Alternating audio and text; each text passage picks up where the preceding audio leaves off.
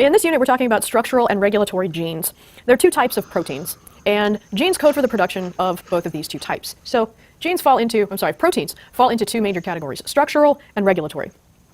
Structural genes form proteins that make up things like organs, cell walls, and the cytoskeleton. So here's an example of organs that your proteins make up. Regulatory genes code for proteins that do things that have a regulatory function, such as regulating growth, controlling development, starting or stopping transcription of certain genes, and other things. So check your readings to make sure you understand the difference between structural and regulatory genes.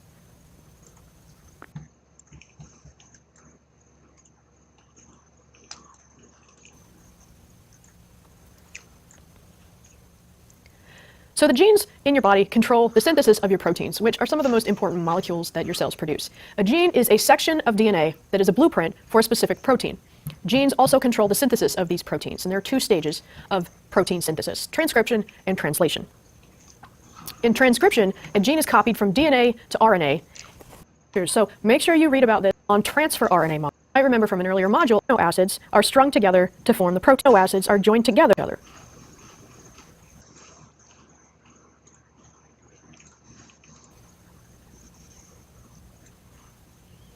Let's talk about mutations. Mutations are ultimate sources for new genes for all living things. They can be beneficial or they can are substitutions and frame shifts to understand the differences between substitutions and frame shifts.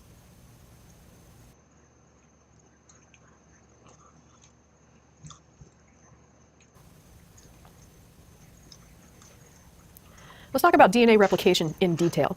So DNA is the blueprint. Practice questions to make sure that you understand the details of what enzymes are doing what and how all that works.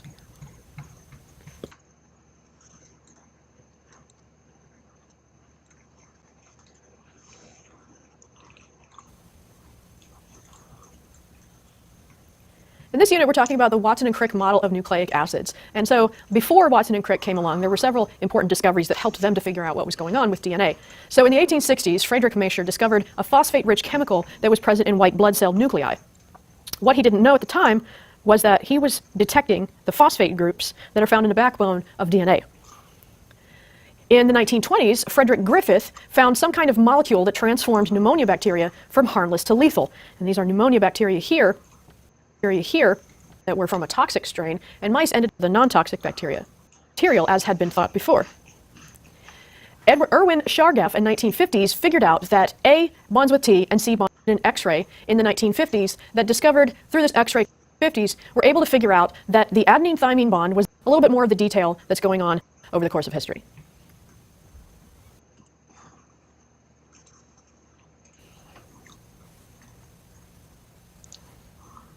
In section 6, we're talking about the chemical nature of the gene. And so we'll start off with the Watson-Crick model of nucleic acids. We'll talk about DNA replication, mutations, control of and how they work.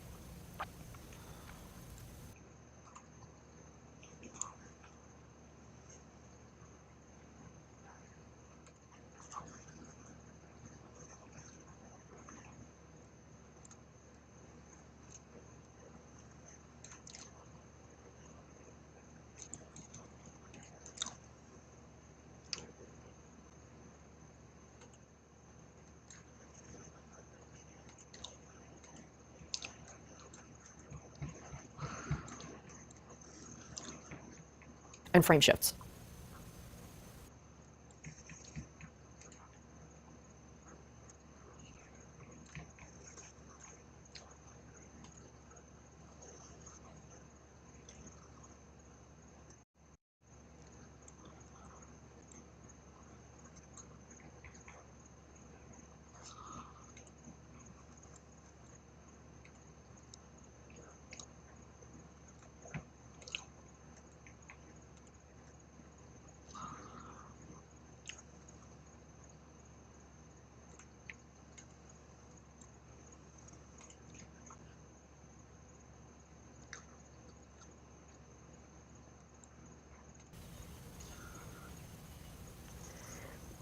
In this unit, we're talking about the cell cycle, which is the life cycle of the cell. And the cell spends the majority of its life, about 90%, in what we call interphase, which has three parts, G1, S, and G2.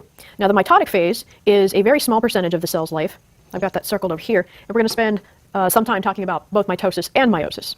So The mitotic phase is made up of 4 subphases. There's prophase, in which the chromosomes go from that messy chromatin that we talked about in another module to the tightly condensed chromosomes. So instead of being this wadded up chromatin, we end up with those tidy little chromosomes.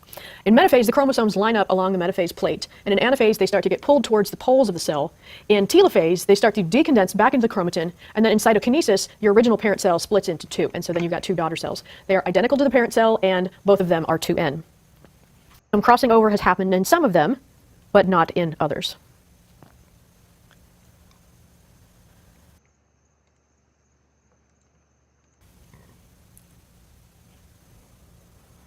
In this section, we're talking about the structure of chromosomes. So there are several terms that you need to make sure you understand in order for any of this to make sense. First of all, chromatin is the form that DNA is found in before, and each group of histones and the DNA that's wound around with it. So each of these bits here code for the same characteristics in the same locations. So for instance, you're looking at has a copy of the same thing in the same place. Ploidy is another term you need to understand.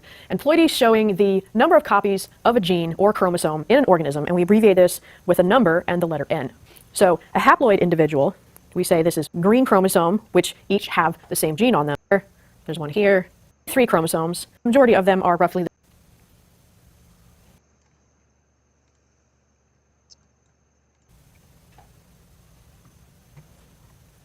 In section 5, we're talking about cell division and the structure of chromosomes, and the other is about mitosis, meiosis.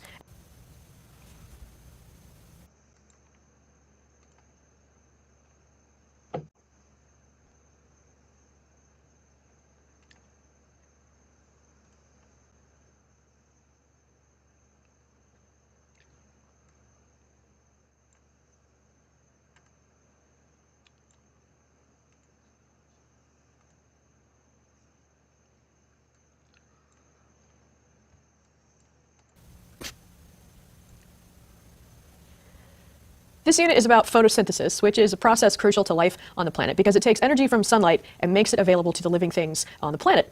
So the energy from the sun is converted into glucose, which is a type of sugar, and then the plants that major parts, they're the light and the dark, produce ATP and some other molecules in the chloroplasm, for example, between these brief steps in this outline here.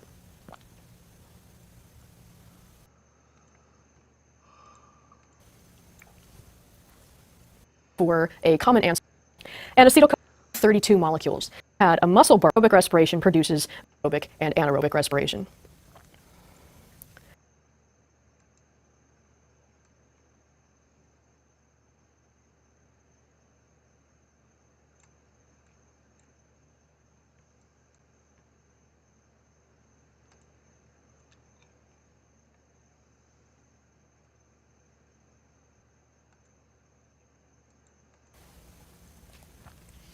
A little bit more detailed pyruvate, and then we'll talk about reactions.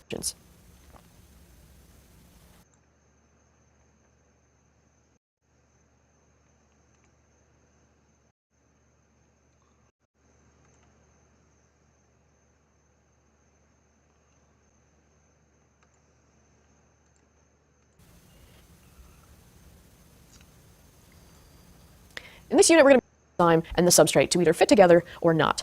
And the oxygen changes the active site shape when it's attached to the hemoglobin molecule.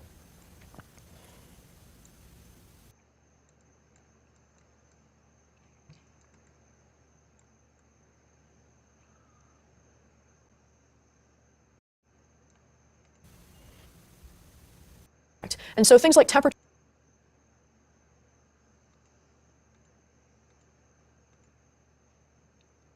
can denature enzymes, and there are various other chemicals. The regulator molecule controls the shape attached to the hemoglobin molecule.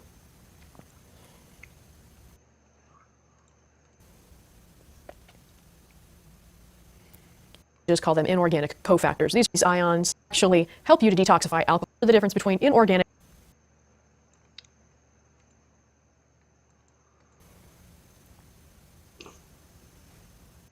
or they can, coenzymes bond to the enzyme, and there are 2 types attach permanently.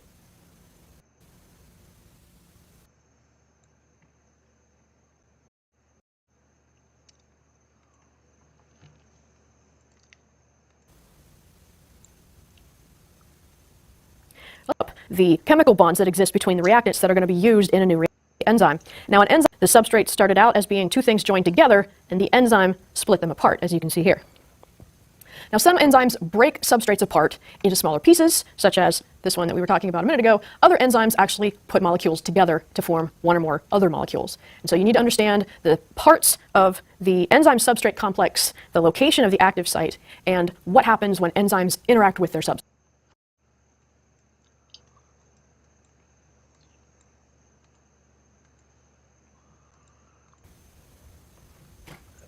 Complex is here, and we'll talk about activation and talk about cofactors, environmental inhibitors, regulation.